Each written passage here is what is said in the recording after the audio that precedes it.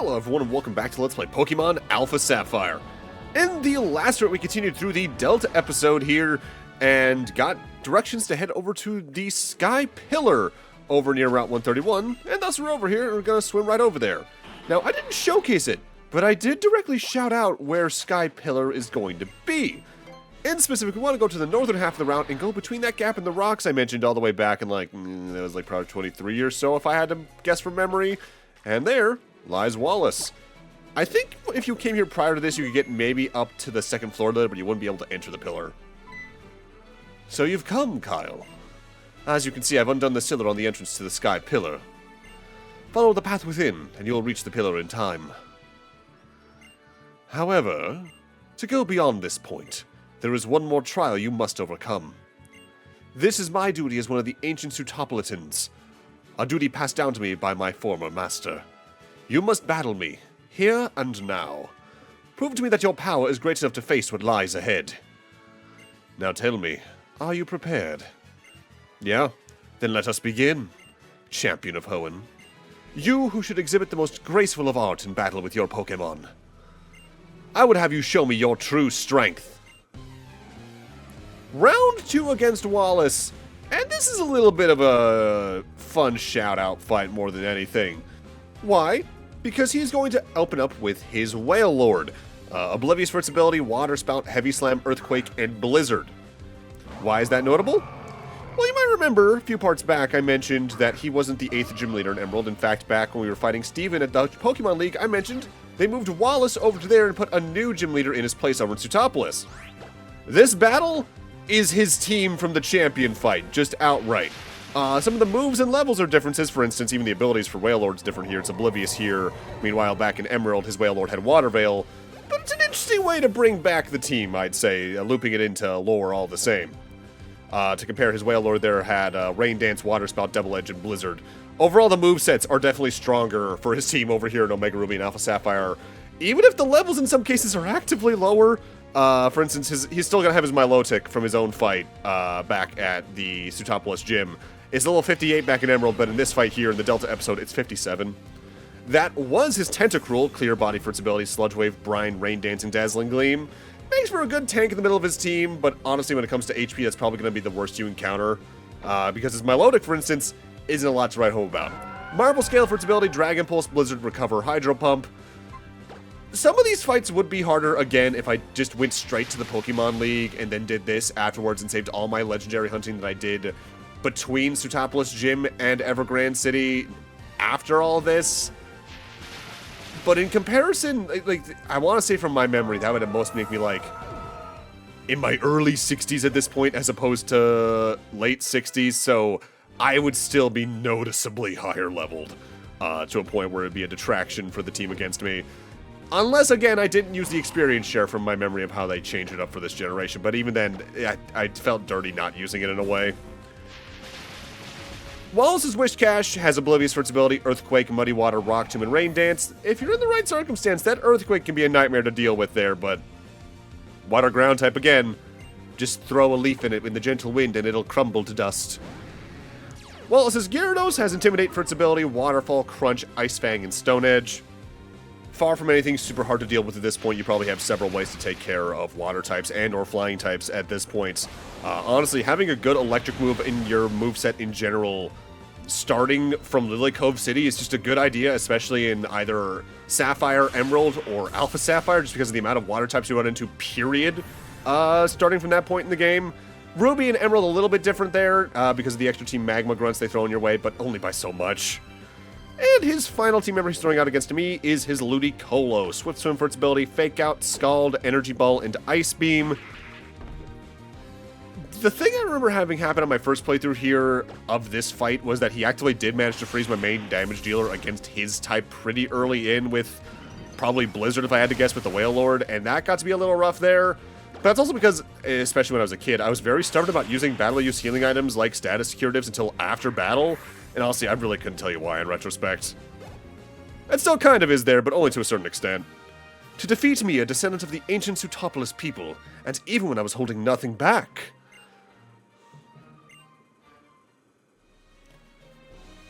As I have come to expect from you, Kyle. You are an excellent Pokemon trainer. The Pokemon that you sent out in that battle, at times dancing as lightly as an elusive spring breeze, yet striking with the sudden surety of lightning from the blue. Watching you command the battle with such ease and grace, even I might succumb to your charm. Now go forth. Find the truth that you seek. As one of the ancient people of Sutopolis, I cannot intrude upon this holy place. I will return to Sutopolis for now, and try to lay plans in case the worst should come to pass despite all our efforts. I'm sorry that we always seem to be leaving the fate of all the world in your hands. Yet there it lies once again. Good luck to you, young champion. Something that always specifically bothered me about Wallace's character model here in the remake, by the way, and you can see it even back during the cutscene before his gym battle. They basically modeled him to always be looking a certain direction, and when he's facing a certain direction with his head, but his eyes are looking another way, it is kind of weird feeling, I won't lie. Welcome to Sky Pillar. So you came for me. Thanks for that. That's really good, Kyle. I really feel it right here. Mm-hmm. Since you've been a good boy, I think I'll give you something I've been keeping. Look. The paintings that cover the walls of this tower. See, these are the history of humanity, of Pokemon, and of nature itself. They're the tales that have been passed down by my ancestors, the Draconids, for thousands of years. And now, I will pass that history and lore on to you. Thousands of years ago, in the primal age long lost, the world was overflowing with natural energy. Primal Groudon and Primal Kyogre fought over that energy in endless, furious clashes. In the face of Primal Groudon and Kyogre's great power, people could do nothing. The only choice was to watch as disaster upon disaster swept over them. It was in such a time that a great many meteoroids poured from the darkness of space, from a place higher even than the heavens. And the meteoroids fell in their multitude upon a waterfall that had long been home to a tribe of dragon-type Pokemon users.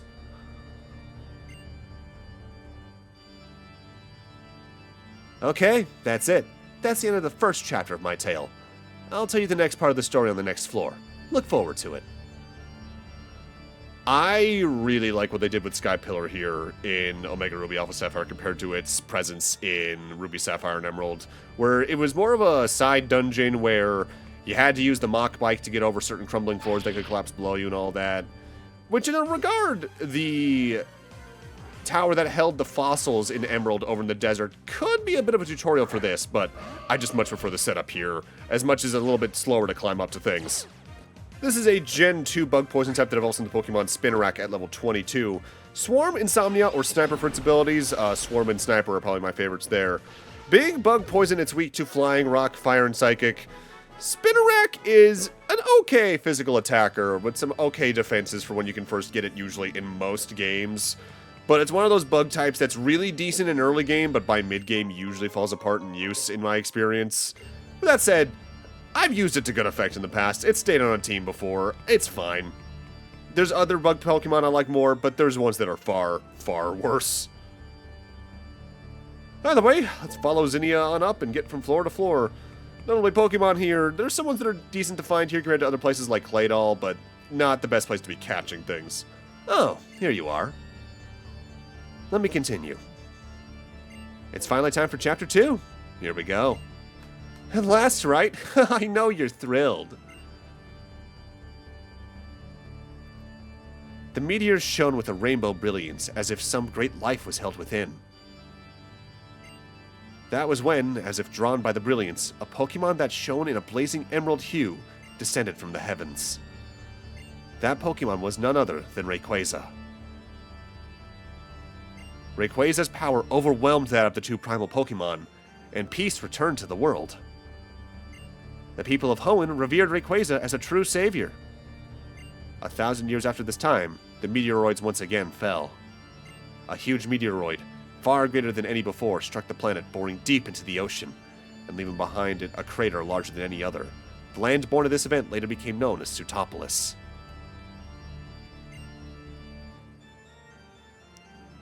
And that's it. Chapter 2 is over. But we've only just left the starting line. There's a long way yet. Don't fall behind now.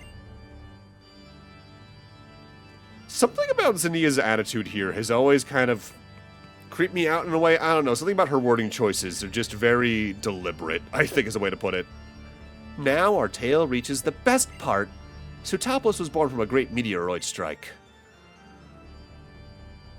The great meteoroid was the first of many disasters to befall humanity. When it punched into the planet, the land cracked beneath it, and a great welling of natural energy poured from beneath Hoenn. Thirsting for that energy, Primal Kyogre and Primal Groudon once again woke. The people had a wish, a memory from 1,000 years before. They wished that the legendary Pokemon clad in emerald light would appear again. The huge meteorite that lay at the heart of Pseudopoulos gave off a boundless brilliance. In its brilliance, it resembled a vast and powerful keystone. And once again, Rayquaza descended from whence it came in the heavens. The people fell to their knees before Rayquaza and made a wish for salvation. As they did, a great change came over the legendary Pokemon. It was enveloped in a blinding light. As the light receded, they beheld a Rayquaza beyond all knowledge. A sublime figure, incandescent with overwhelming life force.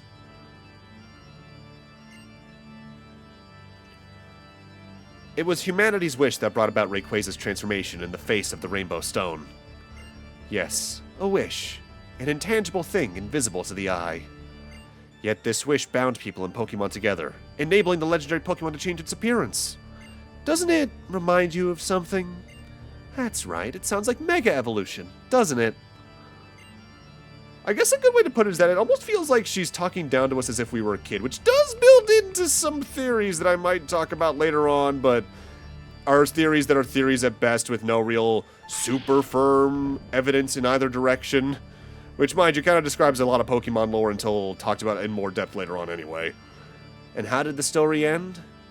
After being transformed by the wish of the people, did Rayquaza save them from disaster?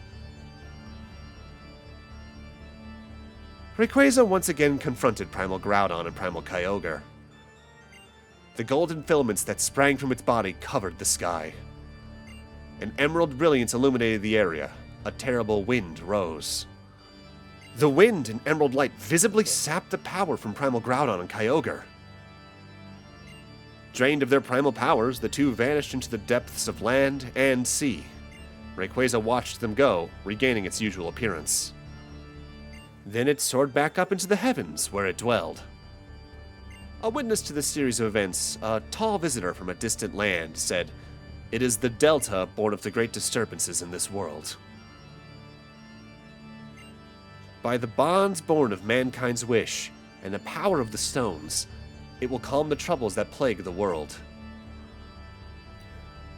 That was when the Draconids constructed their great tower, to hold the Rainbow Stone that had granted Rayquaza its power, and to try to get a little bit closer to Rayquaza in the heavens above.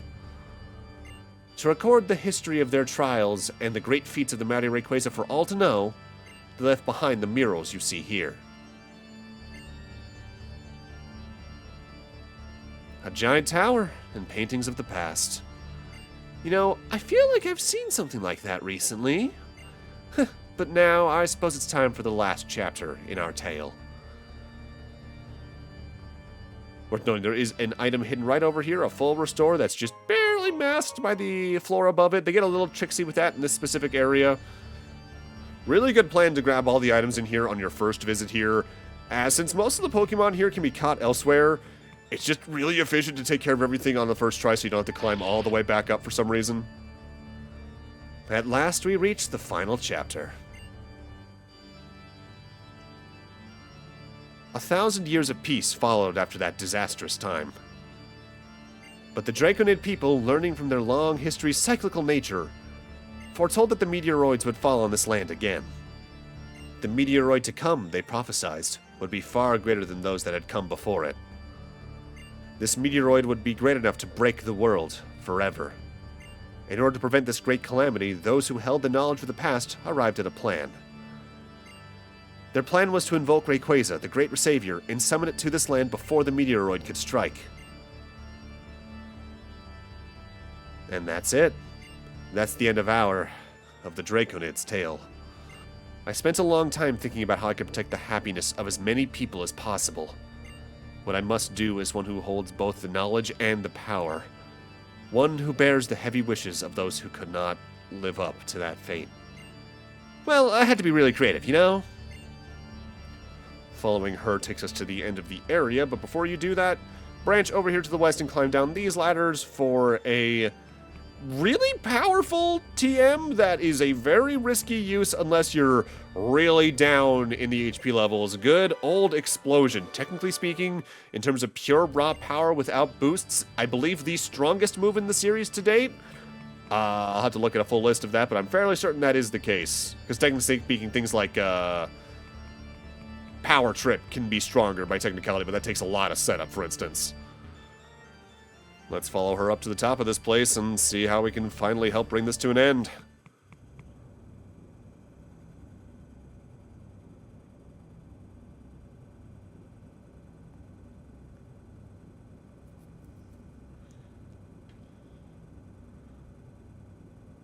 See that, Aster? You always wanted to watch them, right? The Lithionids, a million glittering stars falling from the sky. The show is about to start. Aren't we happy now? Yes, what could be better, dear Aster?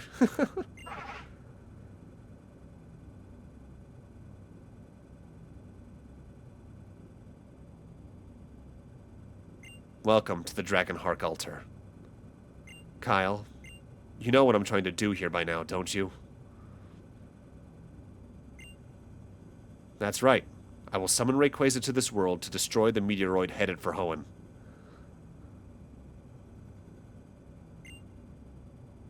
That is my... It is our duty.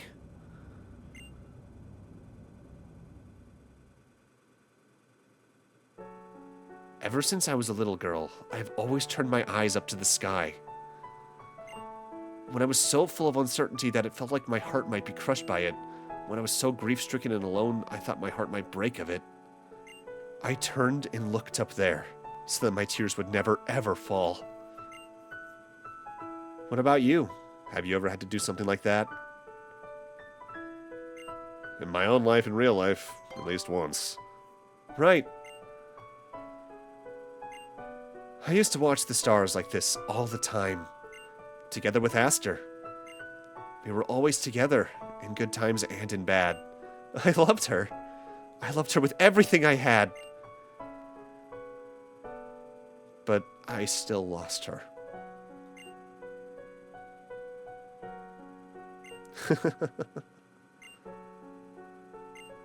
I want to see her. I want to be with her again. My sweet Aster.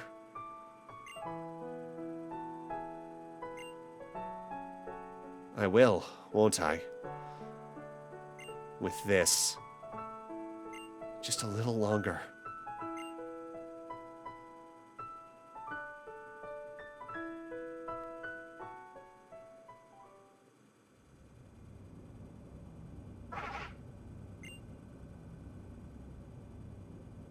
Guess I should say good morning.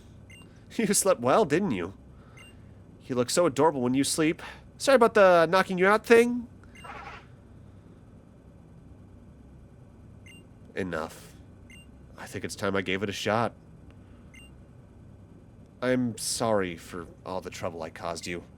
If something happens to me, please, take this little one.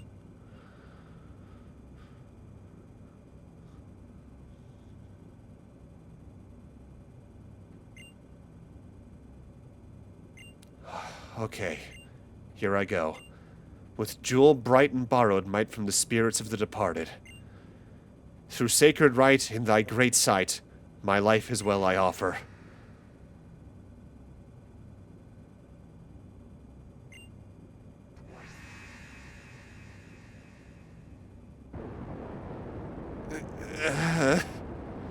I summon thee to aid this fight and save us from disaster.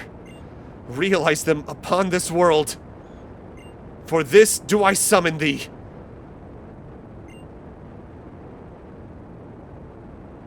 Rayquaza!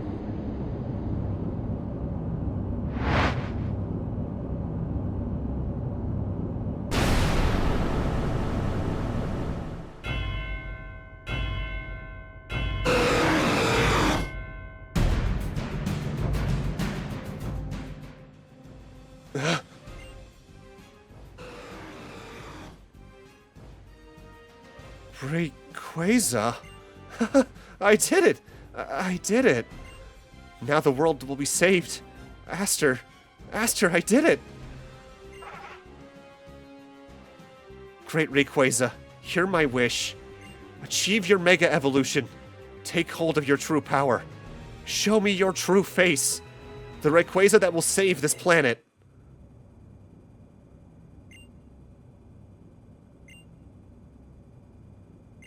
Zinnia's keystone does not react. Huh? How can this be?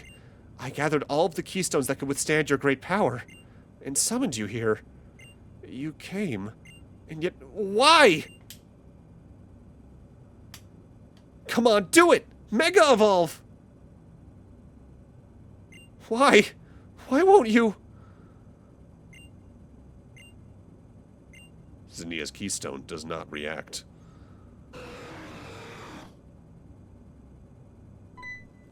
What? It can't be. The one without enough power is you, Rayquaza? The meteorites that should lie within Rayquaza's great body aren't enough? Have these 1,000 years drained them of their power? This can't be. I can't. Everything I've done till now. Aster. I can't take anymore.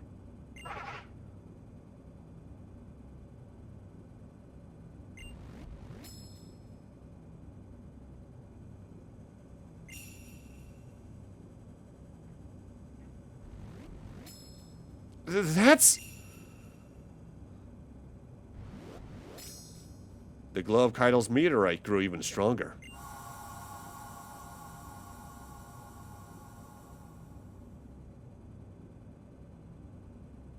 What? That meteorite? It's just like a megastone?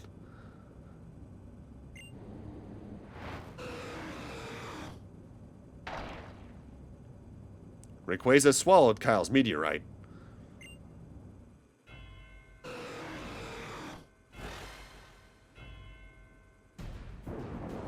Light is spilling forth from within Rayquaza's body.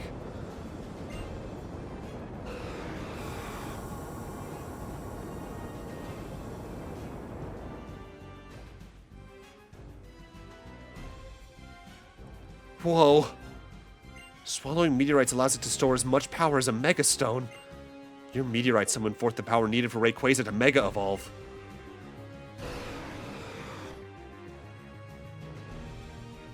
It's amazing! Kyle, Rayquaza is trying to build up power. It wants power for itself to take you on. Use everything you've got and win over Rayquaza. You have to master it. This is the legendary Pokemon that all Hoenn views as our great protector. And the only one who can direct it now, it's you. You have to do this. That meteorite came a long way from us getting it back on Mount Chimney, huh? So, I'd recommend you save, because it's time for the big one.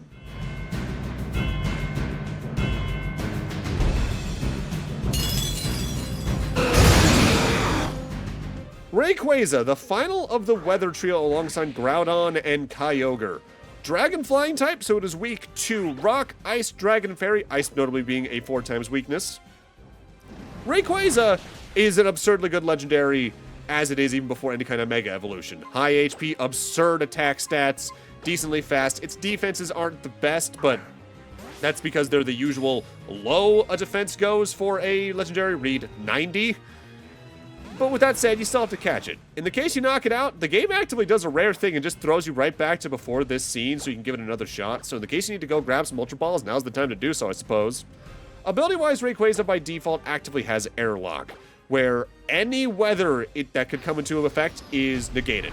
So any attempts to use things like Sunny Day, Rain Dance, or even Kyogre or Groudon's abilities will just outright fail here, giving it an inherent advantage over those two, making it, technically speaking, by that default, even a legendary in a tier above some of the others. With that said, I'm still doing pretty good on legendaries this playthrough, as you can see. We'll talk more about its Mega that they're talking about in a few moments. Rayquaza, the sky-high Pokemon. I loved that movie as a kid. It flies forever through the ozone layer, consuming meteoroids for sustenance. The many meteoroids in its body provide the energy it needs to Mega Evolve. I'm not going to give it a nickname, for now at least. Rayquaza wishes to join your party. We need to send someone back to the boxes. Really, it could be anyone, but if you have someone that's lower on HP, it might be a good idea to do that. I believe I personally sent away Boomba. So here we go. Is it over? Congratulations, Kyle. And thank you. History has chosen you. The truth remains that Rayquaza chose you, and not me. But, well, I don't know how to put it into words exactly. I think I understand why. You will be the successor to our long history now. And I pass to you the final key to Rayquaza's true power. The move that only it can learn. Dragon Ascent.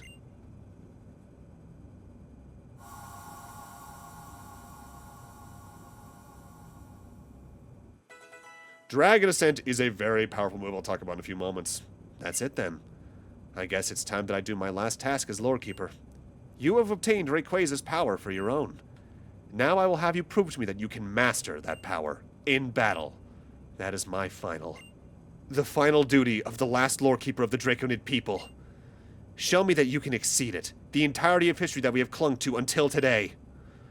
My pulse, I can feel it racing. Yes, I'm feeling totally pumped. This is it.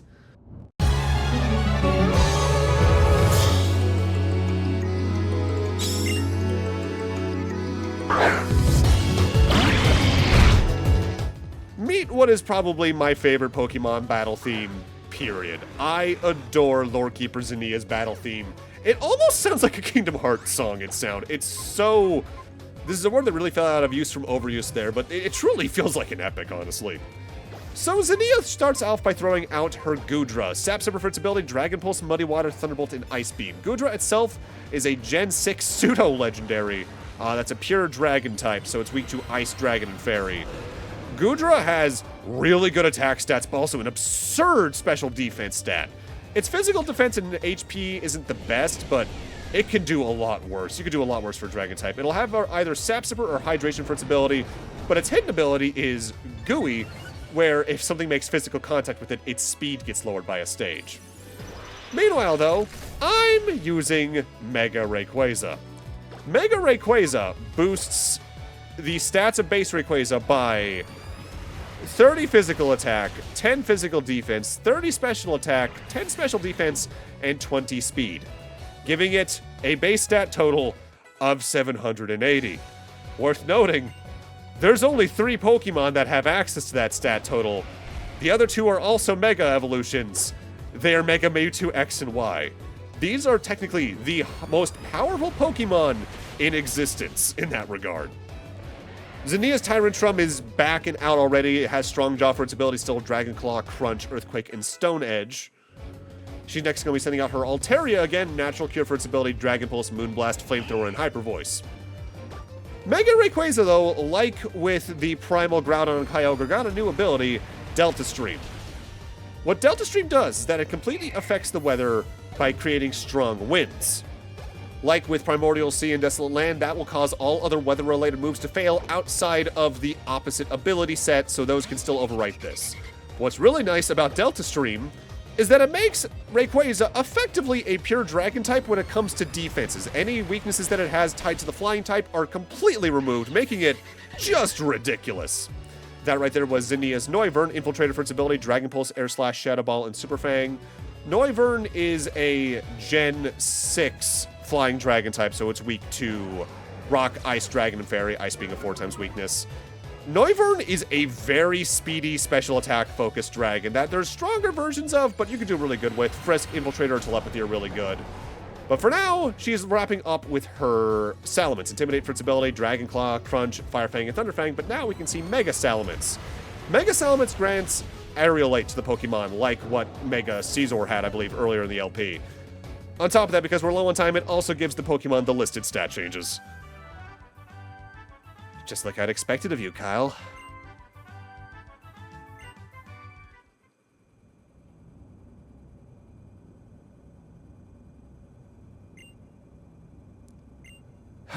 I guess it falls to you now. That settles it then. Kyle, you should even be able to beat that meteoroid that's approaching the planet. You and Rayquaza together. I'm leaving this task to you, our new successor. Successor Kyle. You and Rayquaza must protect nature, Pokemon, the people.